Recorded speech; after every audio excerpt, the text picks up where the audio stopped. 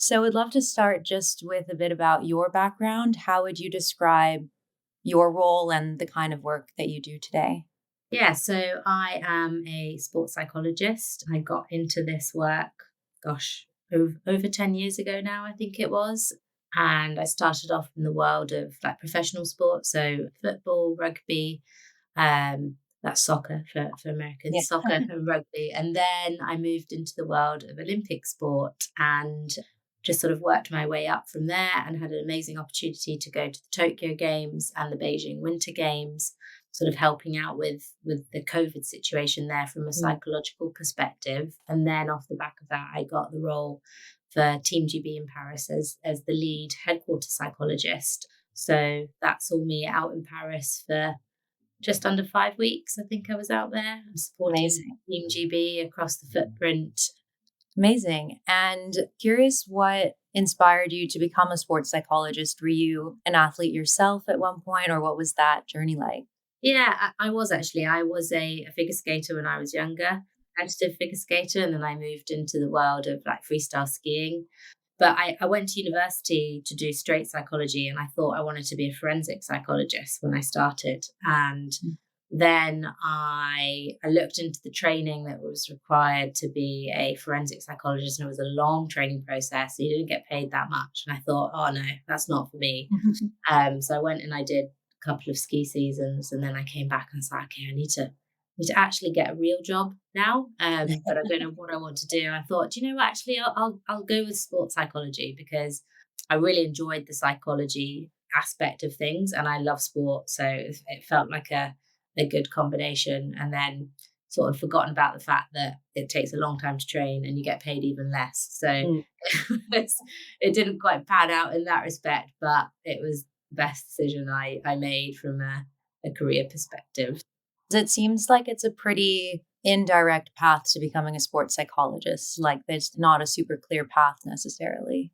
Yeah, I feel like every country has a different training pathway, and in the UK there is, I would say there is more of a clear route. I think Okay. there's two or three routes that you go through, but fundamentally you have to have that degree in psychology or sports psychology, and then you do a master's or like a professional doctorate, and then you sort of train on the job. So Mm. over here there is more of a clear path, and there's a lot of people who work in the field of sports psychology who aren't appropriately trained, and it's just learning to actually, if you are buying that service, to understand Mm. there is proper training, and make sure you find the right person to do that job.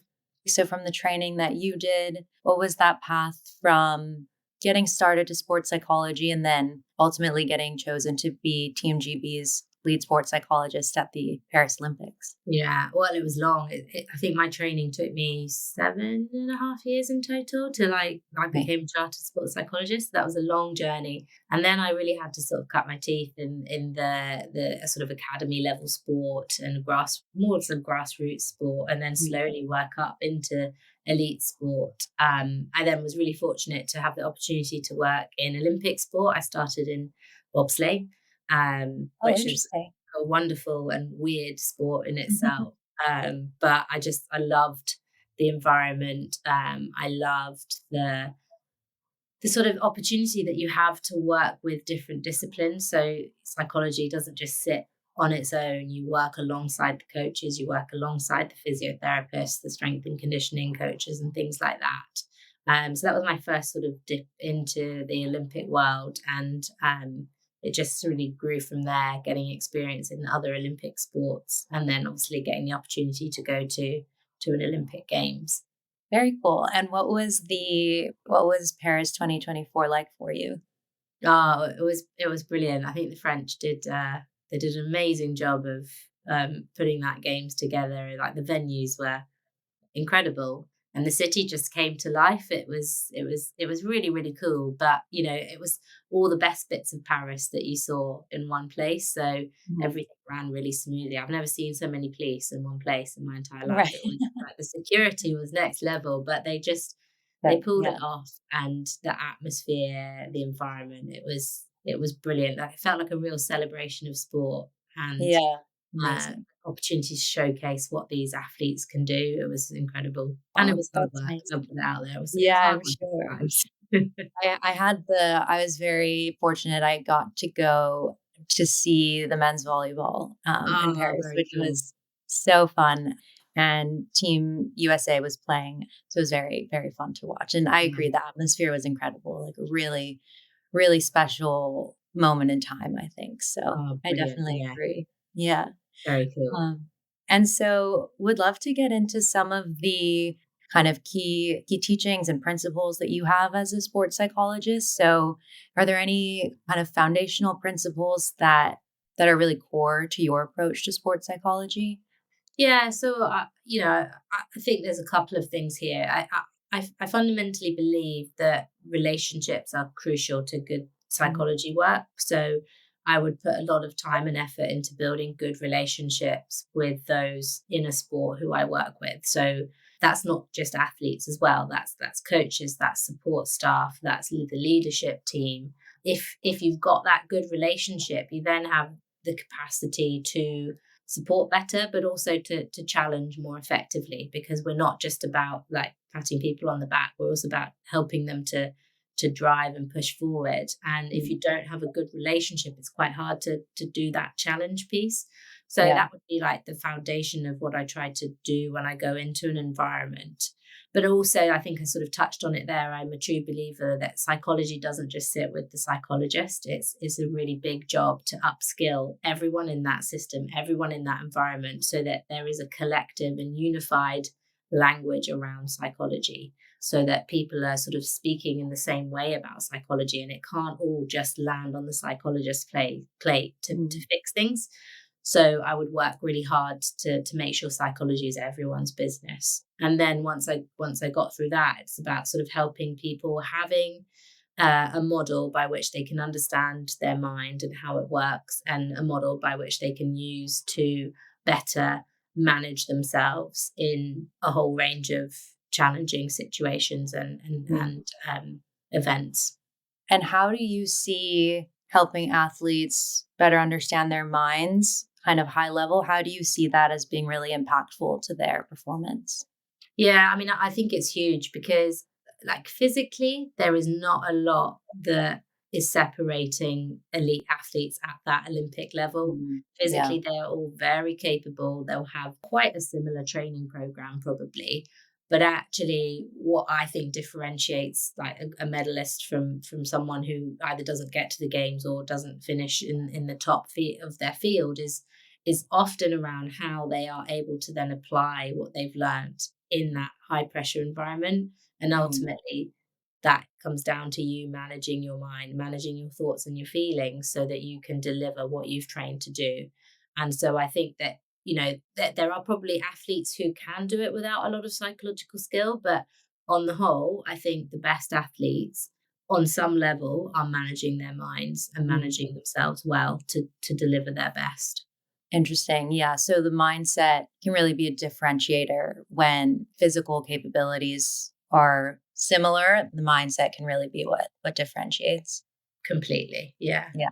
I really like that. I think that it's something for me, I play tennis, still play a lot. And even in things like starting this podcast or business wise, really studying the mind, for me at least, really helps me push further and get past my limits and achieve more. So, and that's really the basis of starting this podcast actually, is to help others kind of understand that too. So these kinds of conversations really excite me. So Mm. I love to hear that.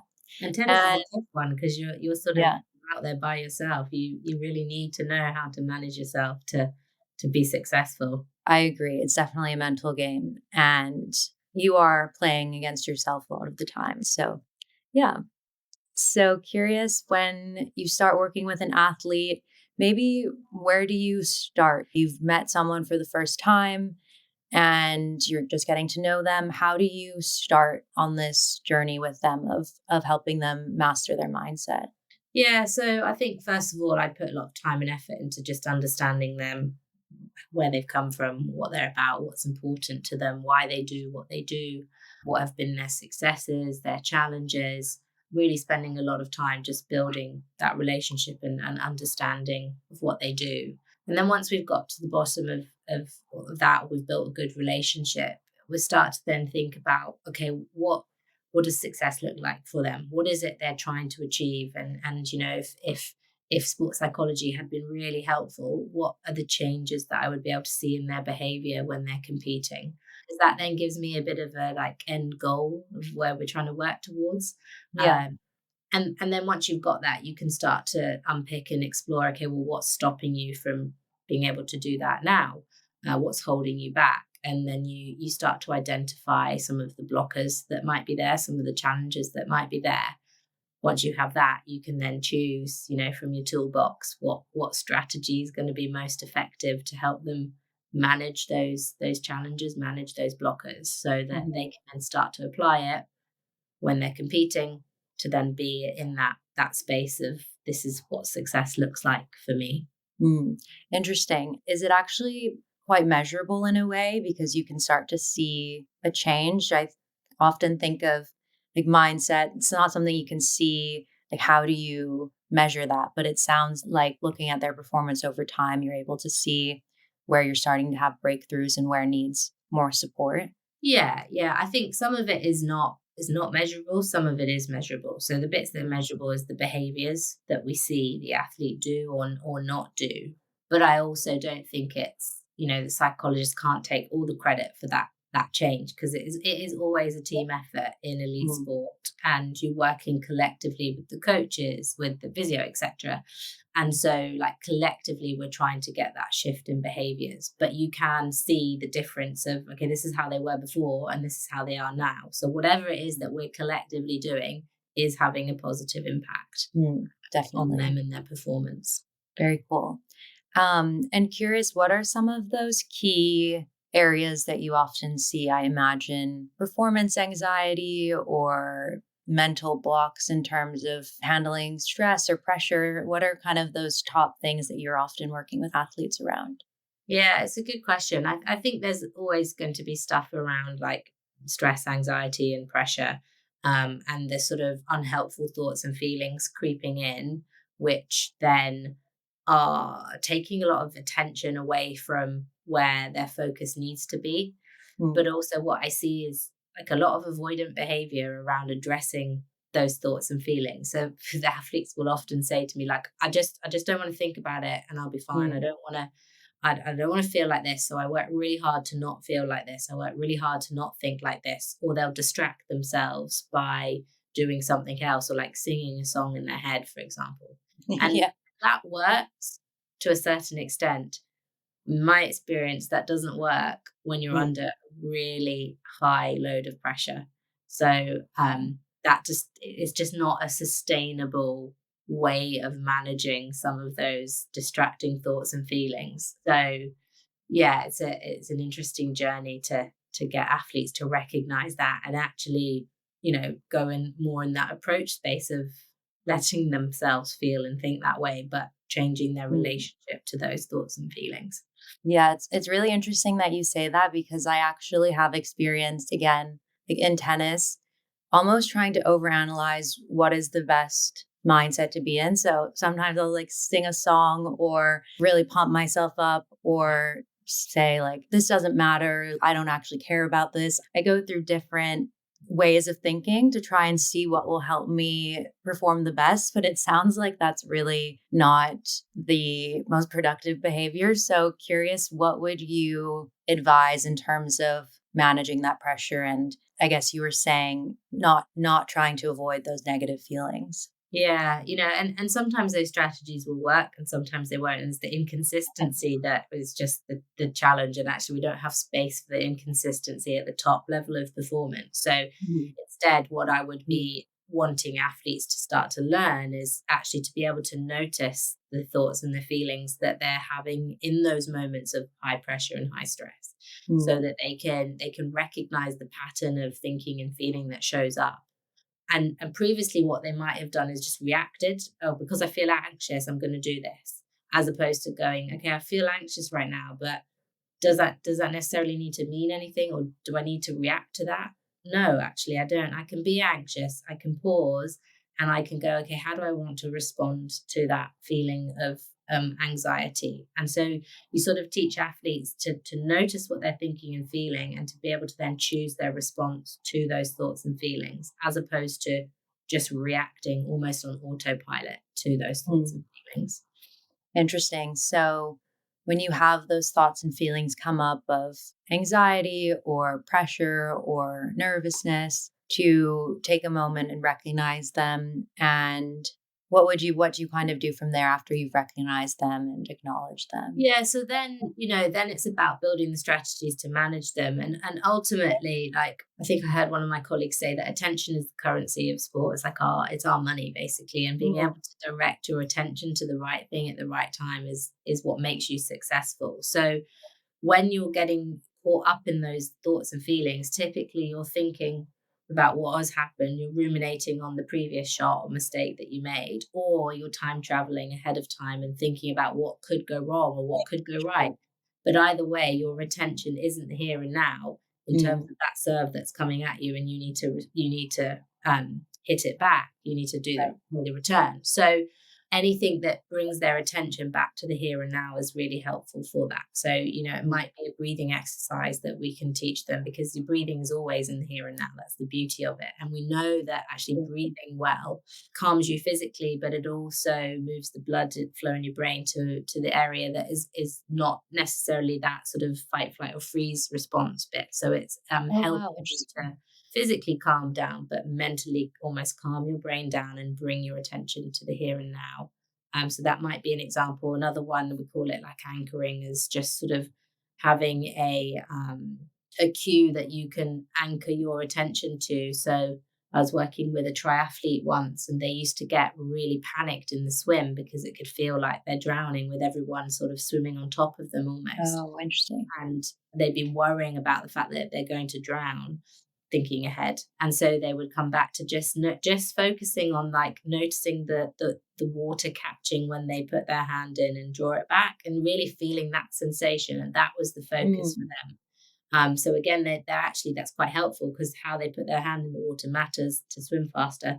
I don't know the details, but something like that. sure. But also it's in the here and now, so that they're shifting their attention to be present. So it's strategies like that to help move your attention back to the here and now, to then Mm, allow you to have that space between those thoughts, those feelings.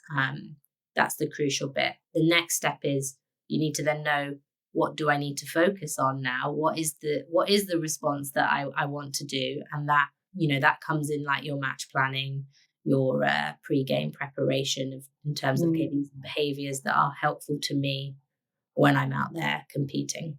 Interesting. I love that. So, really using your senses, your breath to ground yourself in the moment. It is true. It's so easy to be worrying about the last point, for example, or the embarrassment if I lose, and really getting yourself present. I think that's really great advice.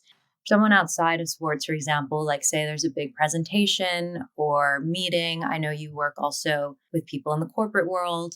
How could they start to apply those same strategies when they have those same feelings, but outside of a sporting environment?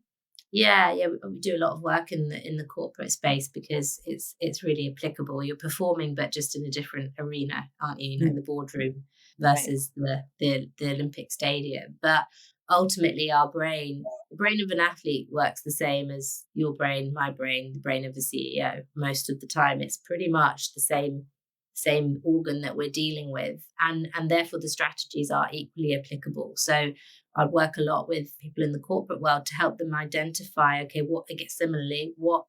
how do I want to be in this environment? What does success look like for me? What are the key behaviors that I want to demonstrate for me as a leader, as someone in that environment?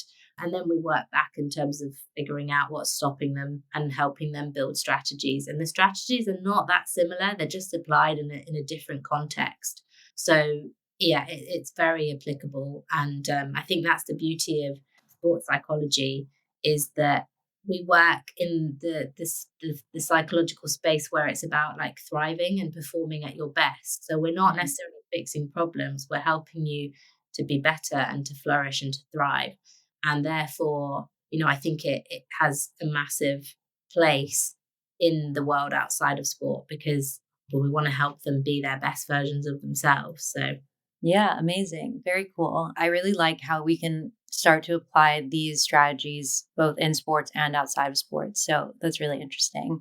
I'm also curious about, I guess, both in the athletic world and non athletic world. But one other thing I think is interesting, like for example, with the Olympics, you're working towards a goal that's so far in the future. And I know as humans, more and more, we really want that kind of instant gratification. So, curious if that's something you come up against with athletes, and how do you kind of retain that motivation over such long periods of time when you're striving for a goal that is so far in the future?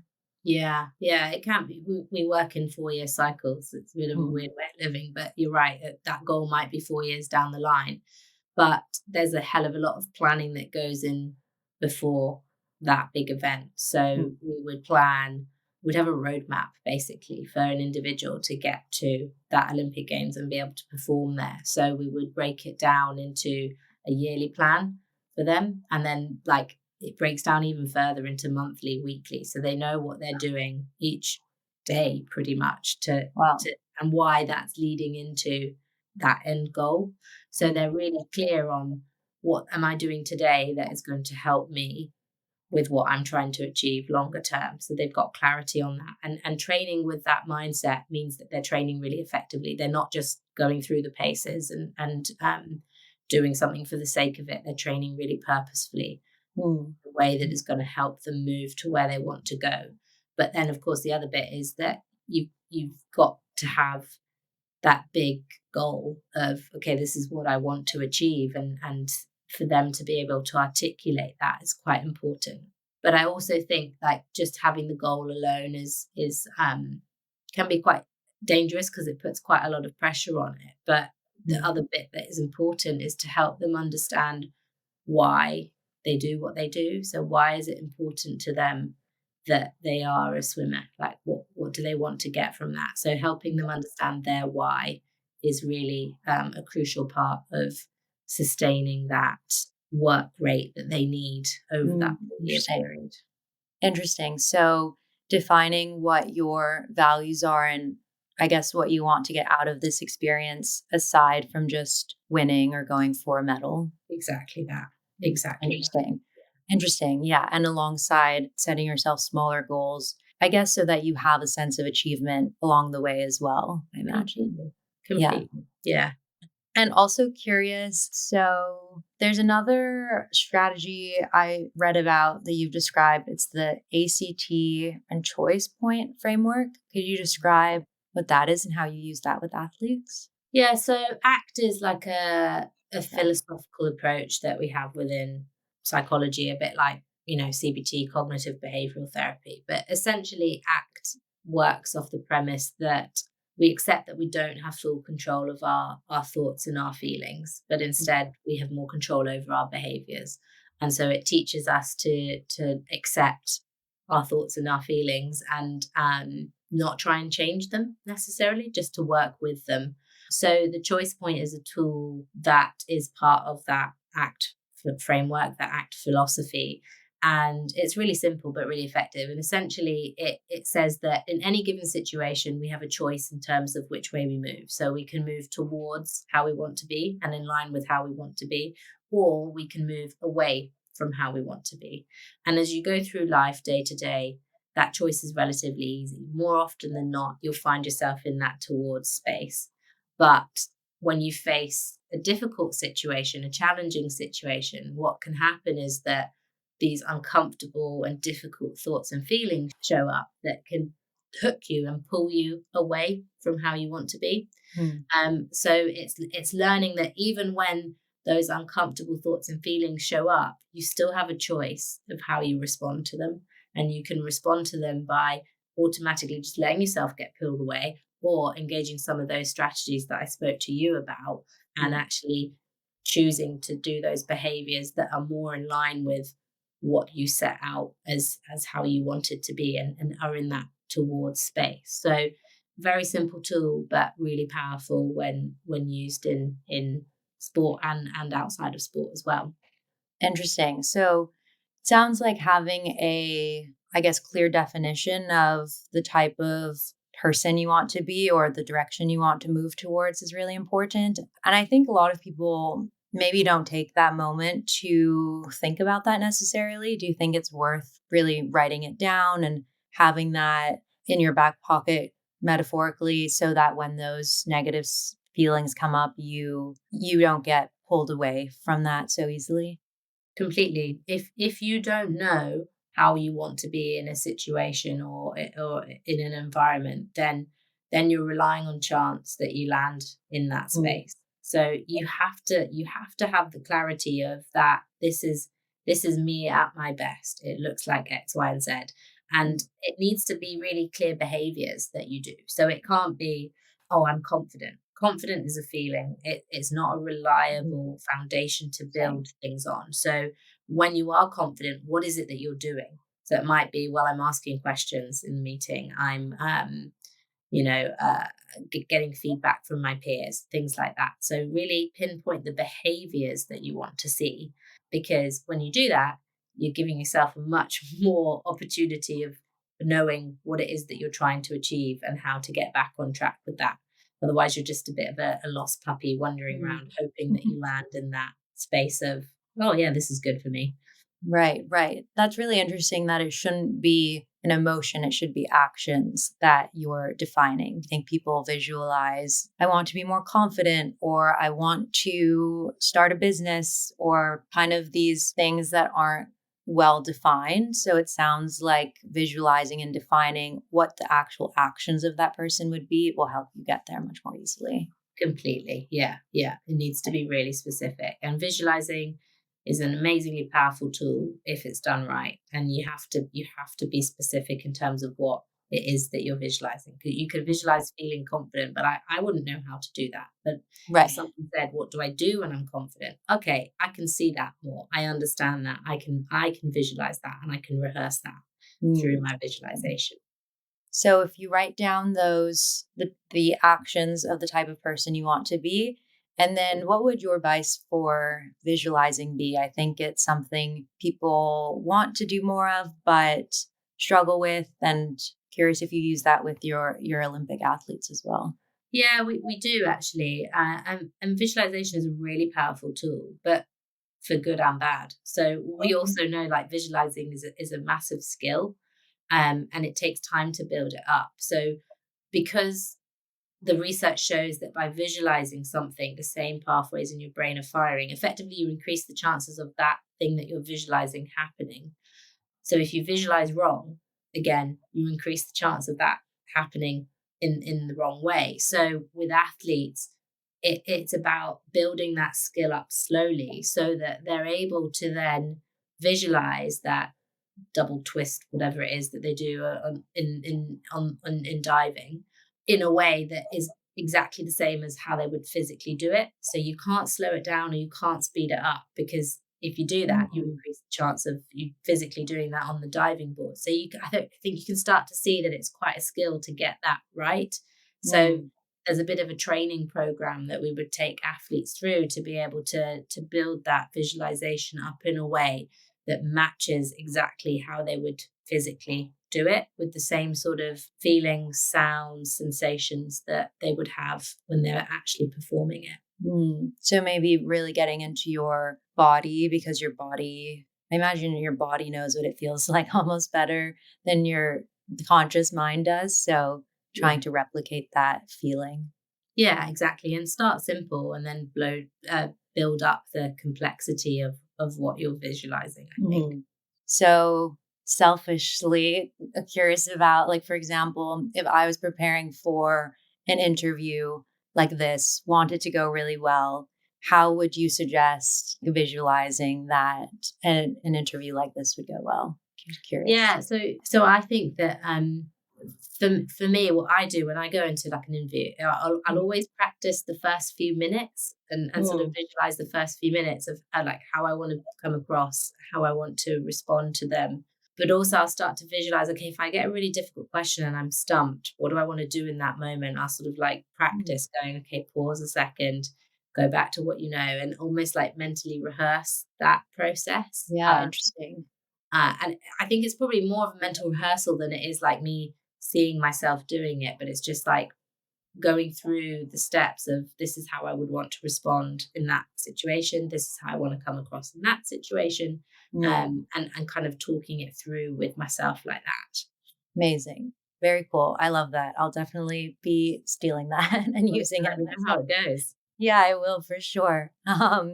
Amazing. And I'm also curious on the elite athlete side of things, are there any traits that you see consistently among the athletes who perform the highest that is kind of something that they maybe innately have or have worked on? Curious if there's any consistent trait that you would say you are seeing often in elite athletes. Yeah, I think there probably are. I don't know whether they're innate. I think probably they're Mm, not. I think probably they've worked to build those skills, those traits. But you know, on the whole, they're very resilient individuals because they'll probably lose more times than they win.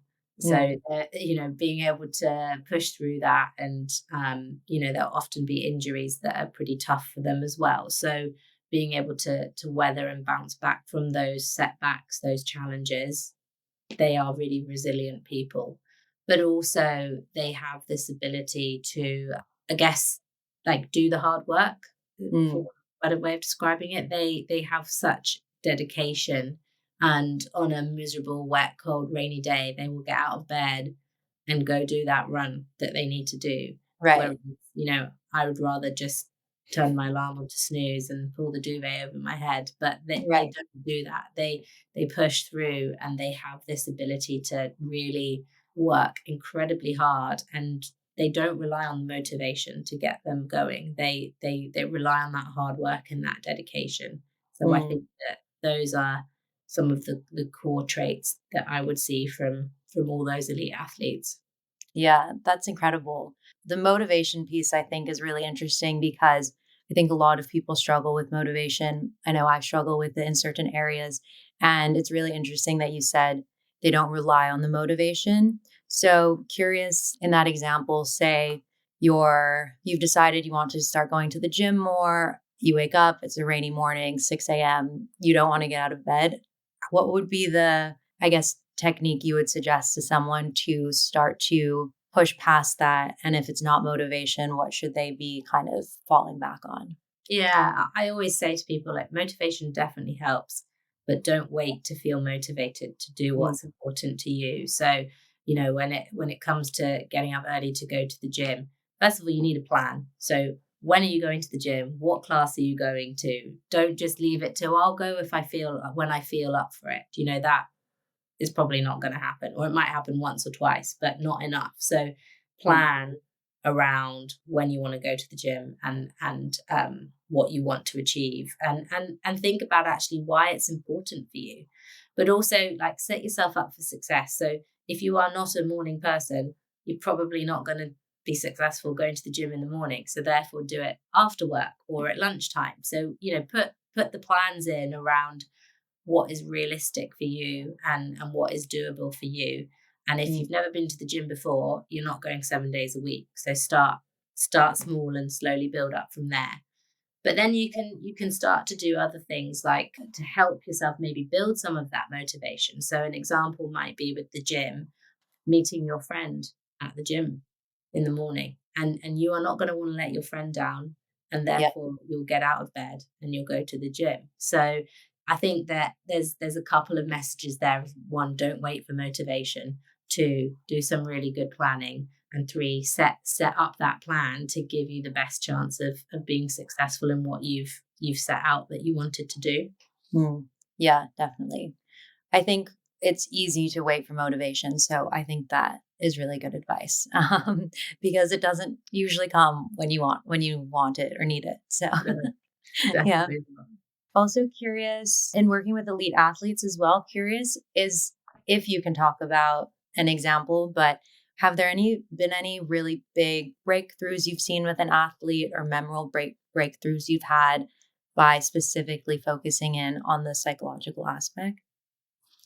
Um, yeah, there's probably lots of different examples. I think that I have seen numerous athletes sort of start from that place of, oh, yeah, I don't want to think too much about this competition or this event that I've coming up. And therefore, like, I'm not going to plan anything. I'm just gonna let it happen. And going through a process of actually getting them to understand why that's not helpful, starting to build really good match plans, really good preparation plans, and then starting to understand how to manage their mind when they are in that competitive environment, and being like quite literally going from like bottom of the field to top of the field by actually going through that process. And there's numerous examples of athletes doing that, I suppose. Mm.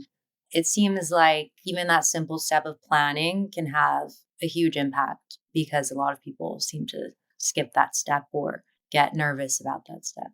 Yeah, yeah, completely, completely. I'm going to flip the question slightly, because I think this, when you said it, I thought about this situation that I had with a young athlete when I was training to be a psychologist, and I think this more shaped my approach in psychology. So I'll share this. I don't know if it answers it or not, but I remember when I was training, I was working in a rugby academy, and there was a young athlete there who he would get really angry when he was Mm. playing, and it was getting him in trouble because he was making illegal tackles that were getting him a red card. And the coaches came to me, they're like, Jess, this is a problem, we need to help him. And I remember at the time being like, okay, well, he needs to stop being angry, we need to help him stop being angry. And I used to have conversations with him about this, and he would get really angry at me for Oh, telling no. him he needed to not be Wow. angry. Mm. And like, I look back at that now and I'm like, oh my God, yeah, he was so right. How do you just stop being angry? Like, Mm. that was such a trap that I fell into as a psychologist. And Mhm. therefore, I'm not surprised that athletes fall into that place of, I just need to stop being angry and everything will be okay. And it was a bit of like a realization. I didn't realize it at the time. I think it was maybe 6 months later when I sort of shifted my approach, and I was like, oh yeah, that was such an important lesson. And our relationship just broke down, and I Mhm. wasn't able to help him. Um, and actually taking a step back and learning that, yeah, he was right. You can feel and you can think whatever you want, as long as you know how to respond to it effectively. If had I taken that approach with him, I think we would have had such a different outcome. But that was a good lesson for me. That's a Yeah. memorable lesson for me and my performance, I suppose, as a Yeah. psychologist. No, that's really interesting. And so now with your new perspective on not trying to get rid of emotions, but accept the emotion, how do you think you would have, I guess, how would you approach that differently if you had an athlete like that today? Yeah, well, I would do, first of all, I'd be like, yeah, it's normal to get angry. I don't blame you. I'd Mm. get annoyed if someone stood on my foot as well. Do you know? It's Mm. like to totally normalize it, because there is no right or wrong feeling in any given situation. Every single one is valid. And therefore, I feel like by doing that, I'm just connecting with him, and I'm really understanding him. And therefore, I'm helping him to stop the battle with his thoughts and feelings as well. Um, and actually, we could then have shifted our attention to what would be helpful to do when you feel angry. And it's probably not like smashing into someone and making an illegal tackle. It might Mhm. be take a couple breaths and go get the ball back, Mhm. in a legal, helpful way Yeah. within the rules. So, yeah, I'd love to go back and Yeah. redo Interesting. that whole conversation. But I was young. It was early days. It was a good lesson to have. No, great lesson. Yeah. And I think applicable because we all have those emotions that we're uncomfortable with. And it sounds like going back to those values and thinking, like you were saying, make that list of the actions you want to take, like in those moments of discomfort that arise. Yeah, completely. Yeah. And well, thank you for sharing that. I think it's a no, that's a great example. And I think we can all learn from that for sure. I guess going back to the working with non-athletes as well. So I think that those kind of mental blocks are something that people come up against, as we said, both in sports and outside of sports. So building that mental resilience also when you fail or something doesn't go exactly as you had planned, What are those kind of psychological tactics people can use to build that resilience and continue to overcome any of those Yeah. challenges? So, I think that I always think that you probably learn the most from your failures and your setbacks. So it's taking the opportunity to learn what went wrong and what you would do differently next time. And often it like because it's uncomfortable when things don't go how you planned, you just avoid doing that. But actually learning smart after a failure is a really important tool that you can use. But at the same time, I always think that in every setback there's always a silver lining. So there's always something good that Mm, has come out of it. So from an athlete example, they may have to have shoulder surgery, but it means that actually they've got opportunity to get their legs really, really strong and develop that because they wouldn't normally wow. be able to because they'd be training. So like what's the silver lining that comes out of that potential setback and challenge that you're faced with? But then the third piece, I think it ties into what I touched on earlier about knowing your why. Like, so why do I do this? Why do I keep getting up and going again, and understanding what's important to you and why you do what you do can help you pick yourself back up and be resilient, to be honest. Yeah, the going back to the values, it was something I actually spoke about with the lead sports psychologist for Team Australia. And Mhm. she was saying that by making sure you separate your self worth from your performance and knowing your values outside of your performance can help with the more kind of holistic approach to both your performance, but also like your overall well being.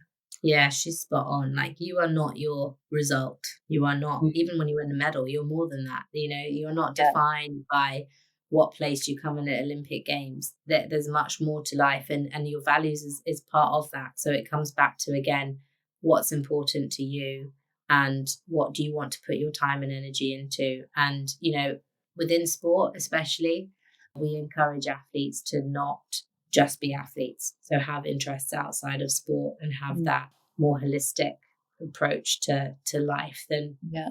purely doing sport, sport, sport. And that's a lesson that we've learned over the years as being really important because previously we might have been in that space of sport, sport, sport, sport, but Mm, it doesn't work. right. Sure, sure. Interesting. I love that. Yeah, I agree. And I also am curious. So I think another outside of sports, but I imagine in sports too, another mental block I hear come up a lot is that feeling of imposter syndrome as well. So I wanted to ask you about that. Imposter syndrome, self doubt. How do you help manage those feelings as they come up? Yeah, I mean, I speak quite a lot about imposter syndrome. I think it's, I think it's something like 90% of people. There is a stat out there and I can't remember. But, if you feel that you are different to other people for whatever reason, be it sex, gender, ethnicity, disability, ability, etc., you are vulnerable to having those imposter type thoughts. And I think that the most important thing is to first of all recognize that it is normal, and actually they've probably been helpful for you at some point, one way or another. Because Mm, I know for myself, I still have that imposter syndrome and those imposter type thoughts. But actually, they've driven me to work hard and get to where I am. So it's about recognizing at some point in my life it was quite helpful to think like that, but then starting to take a step back and go, but right now, is this helpful for me right here in what I'm trying to do?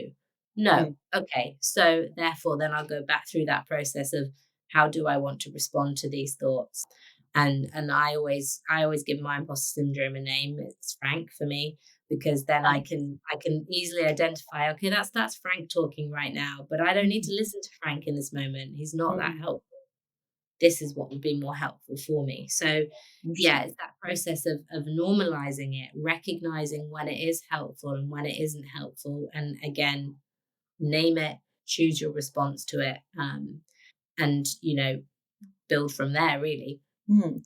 How does naming it help psychologically? So I think it does two things. First of all, it helps you recognize it's playing out really quickly. Mm, So the foundation of like what we teach is being able to notice the thought and accept it. but it kind of takes the power out of it a little bit, because it's like, oh, it's just Frank. Like, I'm not then getting caught up in thinking about, oh yeah, but maybe they do think that I'm not good enough. Oh yeah, no, he looked at me funny. He really doesn't think I belong here. I'm not getting caught up in that spiral of like Mm. unhelpful thinking. I'm just going, yeah, there's Frank, thanks, but not right now. Yeah. I'm going to focus on this. So it creates that distance between the thought and how I respond to it. Interesting. That's really interesting. It's almost like the opposite of like a Sasha Fierce, Beyonce's like stage presence that she steps into to be really confident. It's kind of the opposite. You name the person inside who's against you in a way. Yeah, exactly. And also, it's not necessarily that bit is against me. It's there for a good reason, because Mm. it's trying to keep me safe. Because if we look at like really basic primitive terms, you're more likely to survive if you fit in. As cavemen and women, you had to fit into that group to survive. You had to be part of that group. So it was there for a really good reason. But nowadays, actually, we know diversity is wonderful and we want to celebrate it. So actually, I don't see it as my enemy. I know it's trying to help me and keep me safe. And sometimes it does.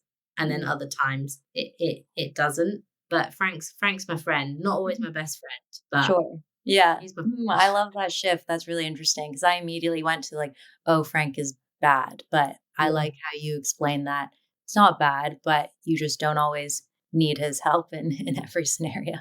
exactly. Yeah. Very cool.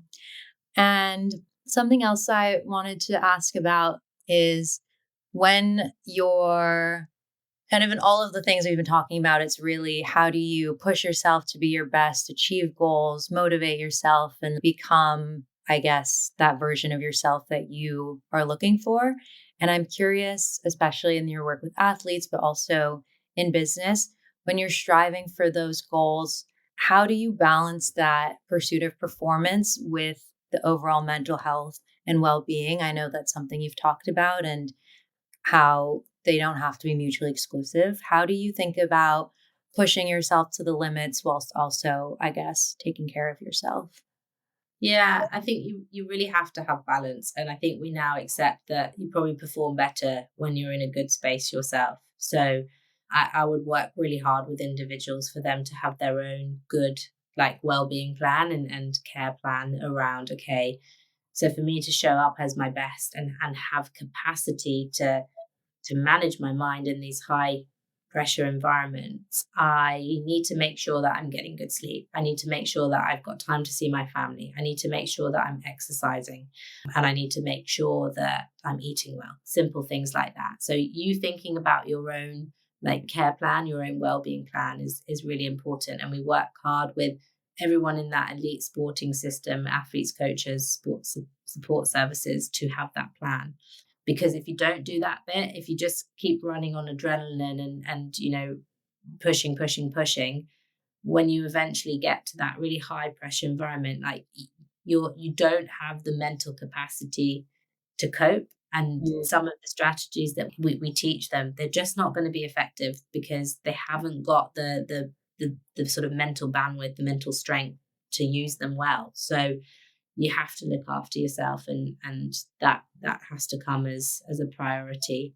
Then Yeah, you can do your training and stuff on top of that. right. Because it's easy to think of the taking care of yourself part as not conducive to your goal, but actually, it's really maybe one of the most important pieces so that you have that mental and physical capacity.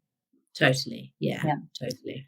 One other area I wanted to ask you about is also in terms of team dynamics and leadership in a business environment. If you're trying to create a team that's performing at its peak performance at this elite Olympic level, let's say, and of trying to build an elite team in the business world, what would be the key things that you would be looking at across an organization like that? Yeah, good question. So, I think that the stuff that we do in the sport world is really applicable, and we work quite a lot with leaders in the corporate environment to help them with this. But ultimately, what I think you want to build is a really strong team identity and Mm. company identity. So how you do that is start to think about, okay, what are our traditions? What are the things that connect the past, the present, and will help connect our future? So the traditions that we have. Then you can start to look at actually what are our unique strengths that we have as a company, as a team. So what are we really, really good at? That's kind of part of our identity. But then I think collectively you can also start to build this sense of like our ways of operating. This is how we do things around here, and this is our way of working together and having conversations and tackling challenges. So you get that our way of doing things. Another bit of it you've already identified is having that united goal. So what is it that we're working towards? What is our mission that can unify you as well? And then the final bit is really getting clarity on your purpose as a company. So Mm. you've got this goal, but why is that important to Mm. you as a team, as a company? What is that purpose? What is that why? And when you start to do all those different areas, you see like you get a really cohesive team, you get a really cohesive group. Sounds Mm. really simple on paper. Actually Right. working through that is quite complicated and can be like a big job, a big role for a sports psychologist to come and help facilitate that. But Mm. essentially, those are the ingredients that I think you need to have a really cohesive, strong team identity. And it sounds like a lot of the things we've talked about would apply even across a team. So defining your why, what those values are, so that you have kind of an anchoring point when a lot of you have to make a lot of decisions and trust that everyone across the team is making decisions and from a similar viewpoint. So having that defined set of values can be really important as well. Yes, exactly that. And curious also in terms of fostering that positive dynamic within a team when you're working with not just one individual, but multiple individuals. There's a different dynamic, I would guess, when you're working with one person versus a team of people working together. Is there any shift in your approach when you're working across a team rather than an individual? You have to sort of like when you're working across a team of people, what I think one of the main aims to do is to give them ways to help to like understand each other so Mm. that you can start to then connect with that person. So Mm. recognizing that how I do things is not the same as how everyone else does things, but you need to give them the language and a sort of framework to anchor that too, so that they can start to understand the different behaviors. But I think that when you're working with a team, if you are going to be high performing, you have to understand how to get along with people and how you might need to adjust your approach to get the best out of someone else on that Mm. team. And vice versa. They might need to adjust their approach to get the best out of you. So you'd be working to upskill in that sort of way, I think. I really like that because I don't think it's something talked about in corporate environments, I would say, or business environments that you are trying to get the best out of your teammates and vice versa. Often it can feel competitive as well, like if depending on the corporate structure. So it's interesting. I really like that perspective. How do we get the best out of each other in this kind of shared mission? Yeah, Um, absolutely. And part of that is about recognizing the different strengths within that team as well, and that your strength is different to my strength, and using that to your advantage, mm, and that sort of strength based approach again, mm, I think leads to best performance. yeah. And how do you see the role of leadership kind of fostering that environment? I think it's really important. I think cultures are set from top down ultimately, and this might be controversial, I'm not sure, but I think that the leadership set the tone, they set the culture, they set the standards almost of this is how we work. And I think that you can do it from bottom up, but just I think you'll never fully get there. So there has to be a bit of approach of like bottom up and top down, but the Mm. leadership having psychologically aware leaders is really important because they will create an environment that will either allow people to thrive in or will cause people to sink. So I think that a lot of the work we do is to help leaders to be in the best space to create the right environment to allow people to thrive and be their Mm. best. Yeah, I like that. I think that it's defined top down, but then I would say kind of executed bottom up or across the entire organization. So Yeah. it's making sure everyone is aware of these things and then can act like together as a cohesive unit. Yeah, I really like that.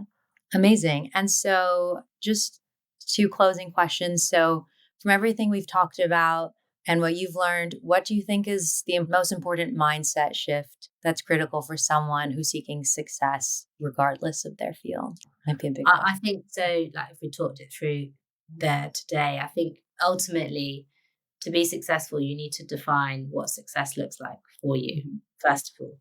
Second of all, recognize that there's going to be things, thoughts and feelings that show up that are uncomfortable, but don't fight them. Just notice them and accept that they are what they are. But put your time and energy into being able to manage them and find something that works for you to do that. So find some sort of skill that you can practice to help you manage those thoughts and feelings so that you can stay on track to be in that space of this is success for me. It's a bit like if you're trying to get physically fit, you don't go to the gym once and suddenly you're uber fit and can run a marathon. It is the same with your mind. You've got to practice it. You've got to put the Mm. time and the effort in. So do that. I love that. Yeah. Because I think, especially in Western culture, we don't think about exercising our mind or practicing our mindset, and that it actually takes a lot of hard work and it's not something set in stone. It's something highly flexible, and that you have the power to change. And that takes the reps and that defining that direction, like you said, of where you want it to grow. So I love that. I think that's great. And it's similar question, but my last question is what is the main lesson you would want others to take away from this interview when it comes to their mindset? I think ultimately the main lesson is that there are lots of strategies out there that can help you. There are lots of brilliant apps, and don't just leave it to chance to get yourself in a good place. Take action. Go away, find something that is going to work for you, someone that can help you, something that can help you, and put it into place. Mm, Go do it. love it. Amazing. Well, thank you so much. I absolutely loved this conversation and think there's some really insightful things people can take away and apply to their own lives, like regardless of field or ambition. So I really appreciate you taking the time and it was lovely to get to meet you.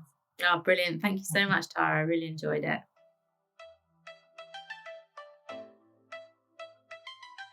This podcast is for entertainment purposes only. For more episodes, search for the Mind X Frame podcast where you stream your podcasts or visit at Mind X Frame podcast on Instagram. See you next time.